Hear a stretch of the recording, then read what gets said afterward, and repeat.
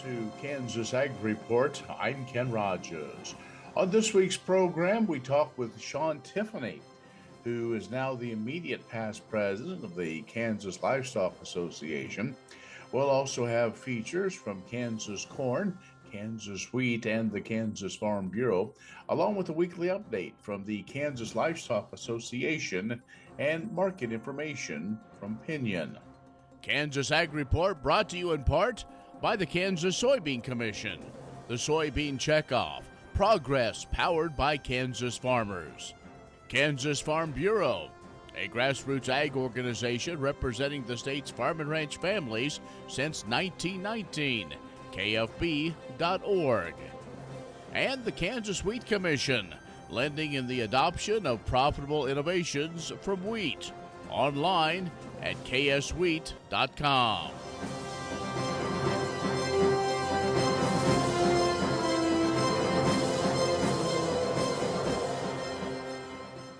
In agricultural news, a coalition of agricultural organizations representing farmers sent a letter to the U.S. Select Committee on the Chinese Communist Party regarding permanent normal trade relations with China this week. The committee considering recommending that Congress repeal China's PNTR status, and the group say the impact would have sharp negative consequences. The letter said, "We respectfully urge the committee not to recommend revoking the most favored nation trading status." And the groups say the negative consequences for America's farmers, ranchers, and food producers would be profound, and the economic impact on American workers and rural communities will be felt for many years to come. They also point out that China is now the largest buyer of U.S. food and agricultural products, purchasing 19% of U.S. exports. They say the ag exports are critical to America's farmers and rural communities. Additionally, they say retaliatory tariffs in 2018 and 2019 led to losing billions of dollars in states across the U.S. Well, USDA will begin issuing more than $223 million in pandemic assistance revenue program payments. These payments help producers who suffered a decrease in allowable gross revenue during COVID for the 2020 calendar year. Eligible applications must have been farming at least part of the 2020 calendar year and had a 50% or greater decrease in allowable gross revenue for that calendar year as compared to a baseline year. The PARP benefits will help address gaps in previous assistance, which was targeted at price loss or lack of market access, rather than the overall revenue losses. Farm Service Agency says part payments mark the delivery of the final suite of assistance provided by them. Also, one of the first times that the agency delivered a program focused on revenue decreases. Those words from Zach Nushin, who heads up the FSA. If you want to know more about the program, contact your local USDA service center. And global coarse grain production projected as higher due to higher production forecasts for Ukraine, Russia, and the EU, was partially offset by a reduction for Mexico. Barley production in Canada and Australia also projected to be a bit higher. Now, the coarse grain exports for the October through September trade year increased by some 2.3 million tons. The increased global exports are predominantly due to larger corn export forecast for the U.S. and Ukraine, and larger forecasts for Australia and Canadian barley. Now, Mexico is expected to take in more corn imports. China will boost imports of barley as well. Now, the U.S. feed grain forecast unchanged at 400 million metric tons. Total feed grain supply, 439.4 million metric tons, as strong corn exports and healthy outstanding sales, particularly to Mexico, contribute to a 25 million bushel increase in the 23-24 U.S. corn export forecast. The corn and sorghum season average price, though, remains unchanged. Barley and oats, those prices are going to rise. We'll review the year in KLA when we return on the Kansas Ag Report. The Kansas Ag Report brought to you in part by Kansas Grain Sorghum, growers working together. Learn more at ksgrainsorghum.org. Grass and Grain, online or in the mail, keeping Kansas farmers informed for over 60 years. grassandgrain.com.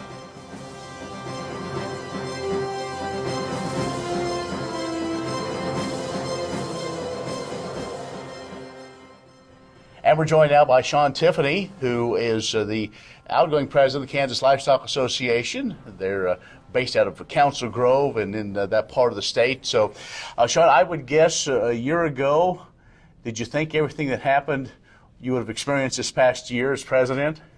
Well, it's been a great year, and of course, obviously, agriculture's a dynamic industry, so you never know what you're going to experience. I would say the prior year was maybe some bigger battles with marketing mandates and some of those opportunities to carry that message to D.C., both to the Hill, but also in the Senate Ag Committee. This year's been a little bit quieter. Cattle markets have been really, really strong, which oftentimes leads to maybe less debate and less turmoil from an industry standpoint. So it's really been a pleasure serving our industry and the members of the Kansas Livestock Association for the last year. Well, you know, you're always remembered your term as president and what the cattle markets did, so you'll be one on the right side of the ledger, if you will. Cattlemen they can have a great Christmas this year. I'll take credit for that. And no, it's all seriousness. It's the markets are great, and it's eroded a little bit here in the last 10 days, but we're still at historical highs.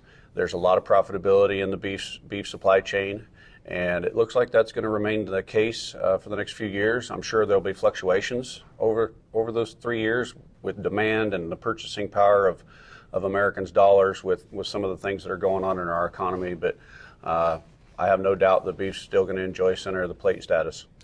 Well, let's talk a little bit about kind of where we are with the status of the beef industry in Kansas. We've talked about higher prices in some of these fat cattle. Feeders have had a resurgence. I think we saw this fall going through the barns as well as on the board. So, I guess we're kind of waiting for the shoe to drop. Is that kind of right? Well, yeah. I mean, the cow herd is at historical lows. I do not think we've seen the tightest supplies that we'll face in the next couple of years, because as this drought continues to lessen and folks start retaining heifers, that's going to be fewer cattle on feed in Kansas feedlots and ultimately less beef in the retail case, which will mean that the consumer is going to have to make some decisions at some point. Will they start choosing some alternative proteins to fill that gap that's going to exist, or will they just eat less protein overall? Randy Block talked about that a little bit this morning during our opening session. But demand is going to be really, really high. Statistically, it looks like it's going to stay high. The issue the next couple of years is just going to be the supply. And as we rebuild the American cow herd, it's going to take a little bit to get production back to where the consumer wants to see it. Shawn Tiffany, who is the outgoing president of the Kansas Livestock Association, is joining us. We are at the KLA meeting going on in Wichita. We'll take a quick break, come back with more in just a moment. Kansas Ag Report brought to you in part by the Kansas Livestock Association, supporting members' business interests and meeting consumer demands. KLA.org. Oldie Seed Farms, carrying soil-specific seed. Find them on the web at oldieseed.com. That's OHLDE seed.com. And Kansas Corn, building the future at kansascorn.com.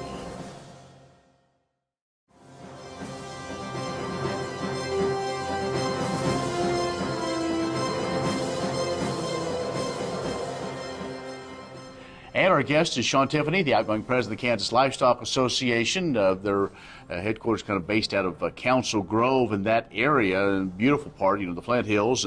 But let's talk about, again, your year as president. You said, well, maybe the year before there was a lot of different issues. There always are issues, and so you spend some time off the ranch or out of the cattle, and you have to go we have to dress up a little bit and go to places like the Hill or Topeka and advocate. Yep. As you look back on things, were there any other things that maybe surprised you of the process? Because even being on executive committee, when you're kind of the one in charge, you may get some of those other meetings that people don't get into, and so you really can kind of help direct policy, at least in your time. Well, from a policy standpoint, I don't know that there was really any surprises. I get the opportunity to lobby both in Topeka and in D.C. on some radically different issues than agriculture as well.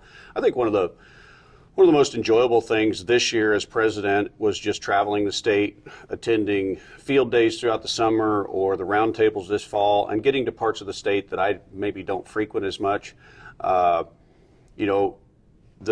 the roundtables this fall, I heard a lot of the same things, whether I was sitting in Garden City or Pratt or Council Grove, and that was concerns about water, concerns about labor. The interesting thing, though, was even though those topics were the focus, the issues surrounding those topics varied across the state. So, for example, in Garden City, when we discussed water, the conversation revolved around the aquifer and managing that resource. But in the Flint Hills, where there isn't an aquifer or really good groundwater, the concerns around water were about surface water and pond levels, and are we going to have enough water to enter into the grazing season next spring. Labor was a big issue throughout the state. But once again, it varied. And in western Kansas, the concern was trying to compete with wages that the packers can provide and some of those compensations versus what a feed yard or even a farm can do. And then in the eastern part of the state, where operations tend to be a little bit smaller and maybe you have one or two hired men, trying to get folks to just, take care of the cattle or run the combine is a really struggle even in smaller operations. Right. And so the issues are the same across the state, but they're just a little bit different in scale or maybe focus. What's one of the takeaways you're going to take now as you kind of go as one of those past presidents as the convention wraps up that you can bring back to your operation on some of the things you experienced or maybe some of the things you learned this past year? Well, I guess the first thing I think of is just I fully intend to stay involved. Just because I'm done being KLA president doesn't mean I won't continue to be engaged in my industry. I'm very proud to be a Kansas cattle feeder.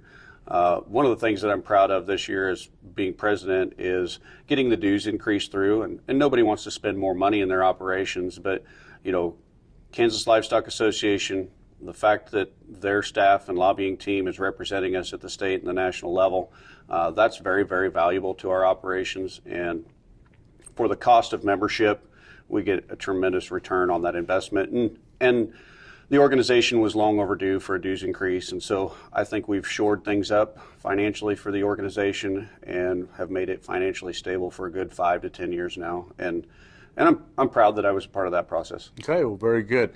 Again, thanks for your service to the agriculture industry. Those years always go by fast. They do. I know that, so thanks a lot. My pleasure. Shawn Tiffany, who is the outgoing president of the Kansas Livestock Association, their operation is around the Council Grove area, has joined us. We'll have more coming up in just a moment. Stay with us.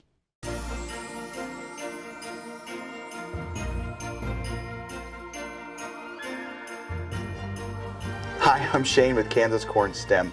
As a past teacher, I know how fun the holidays can be in the classroom, and I know it's a challenge to keep your students focused and engaged. Well, this year, Kansas Corn STEM is going to roll out our interactive resources. So this year, you can fill up your plan time and engage your students with interactive Kansas Corn STEM resources. We are excited to provide 3 new Nearpods featuring our We Grow Corn book. Each Nearpod focuses on a certain age group, K through 2, 3 through 5, and 6 through 12. Whether you need to engage a small group of students or provide an interactive activity for the entire class, your students will read the book while participating in games and being asked questions to test their comprehension skills. Nearpods come with audio voiceover so students can be read the book if needed. These free Nearpods are a great tool to use in the classroom and is ready to go for you. We have a fun way to help your students count down the days to the last day of school before the holiday break. Available to you are 12 Days of Christmas, our Kansas Corn Farmers gave to me breakout box activities. These one-lock online breakout box activities will take just a few minutes and can be used to engage the students as a full class or send out to students to work individually. As always, Kansas Corn STEM is here for teachers. Please check out all of our resources that we can send to you free for your classroom at kansascornstem.com. Your favorite bread has taken a long journey to arrive at your kitchen table. Come along as we follow the field-to-table journey of U.S.-grown wheat.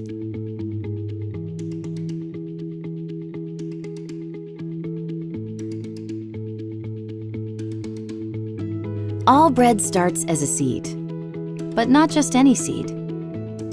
it's been carefully selected by trained scientists who handpick the seeds, or kernels, to become a new wheat variety. Out of thousands of candidates to be a new variety of wheat, only a handful make the cut. These selected varieties become available to farmers who plant them in soil and nurture them for months while they grow into wheat plants. These farmers make choices about how to best nurture the growing plants with fertilizer and other nutrients. There are 6 classes of wheat that grow in 42 states across the country. They're designated by their color, hardness, and their growing season. There's white wheat that has a mild and slightly sweet taste. Or there's red wheat that has a nuttier flavor. There's hard wheat, which is used for breads and pastries. Or there's soft wheat, which is used for confectionery products like crackers or cookies. There's spring wheat, which is planted in the spring and harvested in the fall. Or there's winter wheat, which is planted in the fall, becomes dormant over the winter, begins to grow again in the spring, and is harvested in summer. There's also durum, the hardest of all wheats, which gets its own class and is primarily used in pastas. When the wheat is fully grown, it turns from green to gold, the bright, iconic color wheat is best known for. The plants have dried out and become brittle. This means it's time to harvest the wheat. A large machine called a combine is used to cut the wheat, similar to mowing grass. It collects the dried plants, much like a bagger on a lawnmower, and then separates the kernels from the chaff.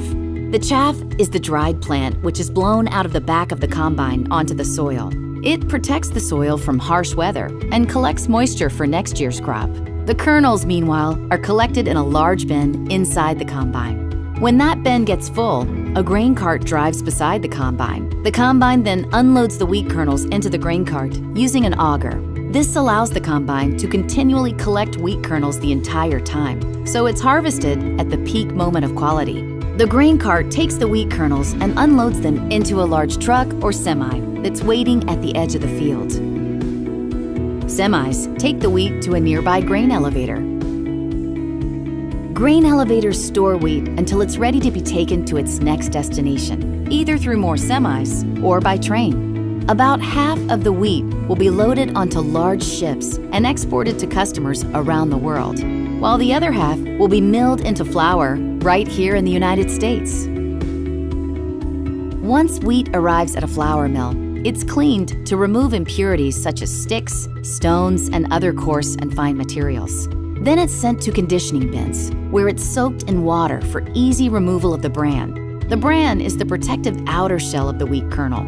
Conditioning ensures moisture content is uniform throughout the grain because moisture helps to prevent the bran from breaking during milling. Next, different wheat is blended, known to millers as wheat grist. At this stage, different wheat batches are mixed to create the specific kind and quality of flour to meet the miller's needs. The wheat is ground by a roller mill machine that crushes it into pieces. It's then put through sifters that separate the endosperm, wheat germ, and wheat bran. These can be sold separately or used to produce different flours. For example, wheat bran, wheat germ, and white flour blended together creates whole wheat flour. Here, it can be packaged for grocery stores, or it can be sent in bulk to commercial bakeries. Today's commercial bakeries use the latest energy and water-saving technologies to produce hundreds of loaves of bread per day. These loaves are delivered to grocery stores and restaurants on a daily basis. While all of these wheat foods go through quite a complex process to get here, they're still created from the simplest, highest quality ingredient, U.S.-grown wheat.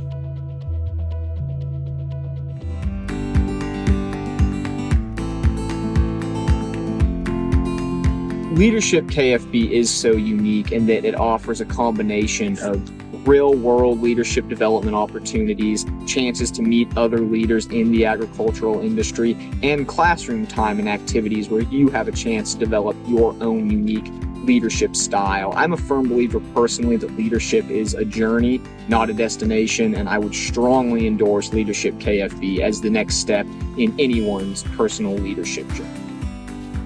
For me, prior to the program, I wasn't very active in my county farm bureau, but now going forward, I want to become more active at both my county level and in the state level, wherever I can, to be a voice for Kansas agriculture. Leadership KFB, what an amazing adventure it's been this year. As someone who came into the class with hardly any agriculture background because I didn't grow up on the farm, Leadership KFB has taught me what it means to be a proud Kansan through asking hard questions, through having challenging conversations with our leaders in Topeka and DC, who work every day to advocate for our Kansas farmers and ranchers. Leadership KFB has helped me grow in my leadership journey, giving me the tools to better be able to tell my story. One thing that has stuck with me in traveling our great state is the various aspects of our agriculture industry, and that there are many ways to get the job done.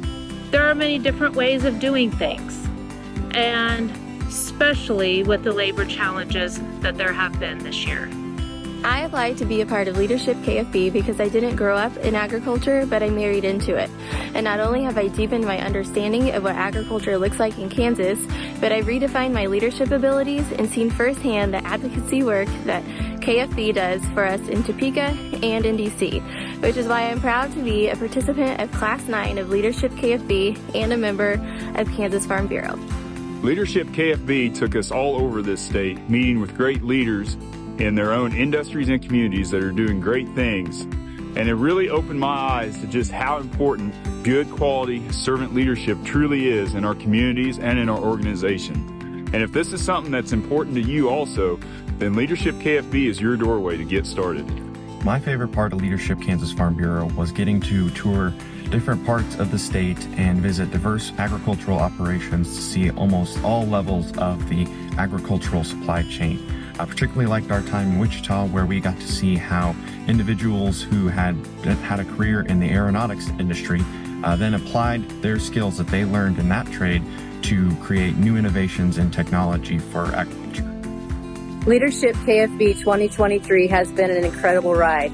I was seeking personal and professional growth, as well as a desire to increase my network with Kansas rural communities and Kansas agriculture.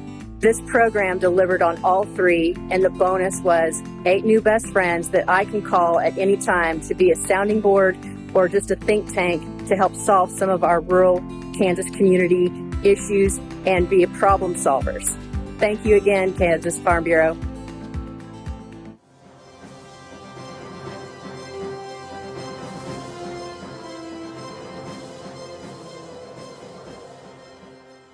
The Kansas Beef Council annually hosts scientific communication training sessions with dietetic students from the University of Kansas Medical Center and Kansas State University. This year's sessions were held November 2nd through the 3rd. Each training centers specifically on protein, with beef serving as the main example. During each session, KBC Director of Nutrition Abby Hidari highlights the importance of protein in the diet and dispels misconceptions about beef's role. Then, students learn about beef production directly from Kansas ranchers. According to Alma rancher Ren Pacheco, it is important for cattle producers to connect with those who will be recommending beef to their patients one day.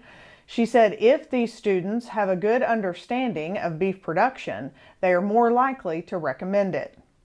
The educational sessions also include media training focused on how dietitians effectively can present nutrition information through various channels. Additionally, students get to prepare a beef recipe, which allows them to gain hands-on experience in cooking beef while presenting the nutritional aspects of their dish. This year, the cut used was sirloin. The training ultimately enables students to apply evidence-based guidelines as they practice delivering science-based recommendations. It also allows them to make direct connections with the beef industry and gain helpful experience for their future careers.